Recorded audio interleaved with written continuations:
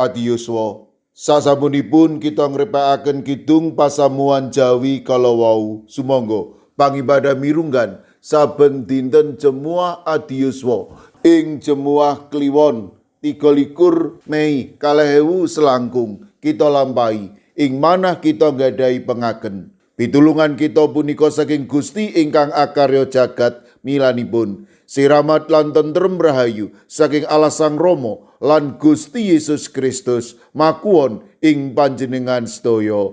Amin. Para adi yuswa, jejer ingkang kita rembak dipun tatoni. Kalih Samuel setunggal ayat 11.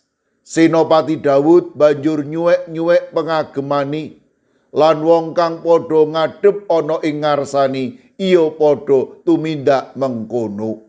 Para adi yuswa, kados pundi manah panjenengan nalika wonten tiyang ingkang sengit kalian panjenengan nembe dawah sakit lan nandang prihatos?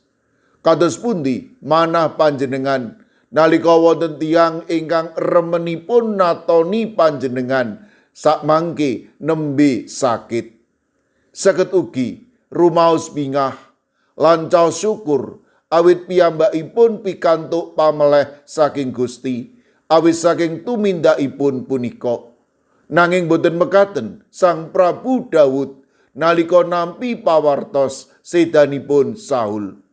Senadyan Saul sengit dhateng Daud lan remen ngarah patinipun Daud, ewa semanten Daud tetep urmat lan pakering dhateng Saul, awit Saul punika dipun tetepaken dening Gusti. Tiang Amalek suka bingah saged mejahi Saul lan enggal-enggal mawartosaken dhateng Daud bilih Saul punika sampun dipun sedani amri pikantuk pangalembono. Awit sedanipun Saul badhe ngenggalaken Daud jumeneng dados ratuning bangsa Israel.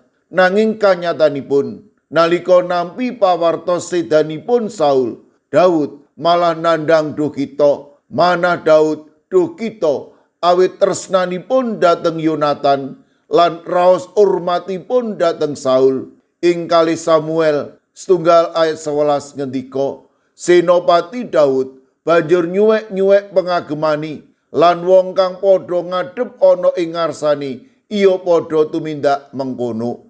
Daud nandang sungawa lan sedih awit sedanipun Saul. Senadyan Saul remen ngangkah patinipun, Daud tetep nresnani Saul. Para adi yuswa, tetep nresnani senadyan nate dipun tatoni mila mboten gampil. Limrahipun mripat ganti mripat, untu ganti untu, utawi manungsa nindakaken piwales. Dinten punika Gusti ngemutaken katresnan punika mungkasi sedaya raos sengit lan serik. Nalika kita tetep nresnani senadyan dipun sengiti, dipun tatoni, tamtu badhe ndadosaken paseksi ingkang mirunggan. Monggo samiya tetep nresnani senadyan angel, awit namung nresnani tanpa syarat ndadosaken kathah manungsa ingkang badhe mangertosi dayaning kekiatan kita tresna tanpa syarat. Amin. Sumangga kita ndedonga. Matur nuwun Gusti, dinten punika paduka paring piwulang amri kawula tetep nresnani senadyan to kawula dipun tatoni. Monggo Gusti paduka ingkang makarya dhateng manah kawula, matemah lampah gesang kawula tansah ngener dhateng paduka. Kawula pasrahaken para adi yuswa ing pundiya papan. Monggo paduka ingkang ngagem, paduka ingkang tansah berkahi, matemah senadyan to raganipun menika ringkih susut, ananging kawula pitados para adi yuswa ing pundiya papan tansah binerkahan kakiyataken dening paduka. Langkung-langkung serik kawula ingkang nembe nandang sakit lan ing pemulihan kawula pitados paduka ugi inggal badhe maringi wetahing kesarasan. Kawula ugi masrahaken anak putu kawula ing pundiya papan, sae ingkang makarya, sae ingkang sinau, sae ingkang gesang ing bali wismanipun kawula pitados menawi anak putu kawula tansah rineksa pinerkahan dening paduka ing sadengah kawontenan.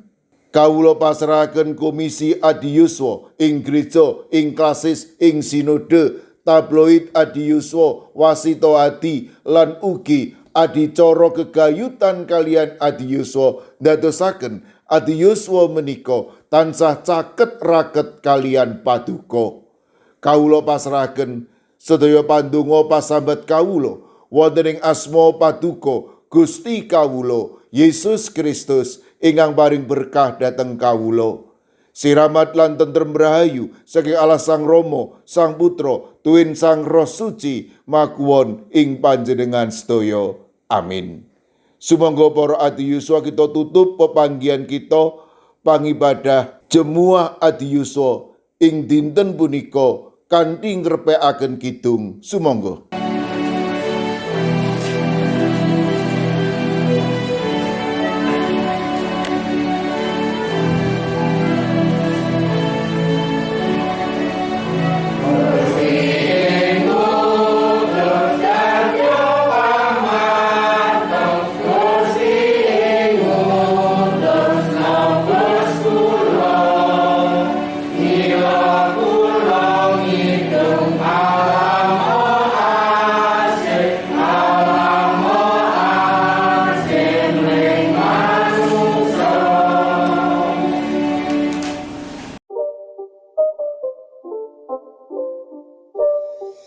It's not a game, it's a rich thing.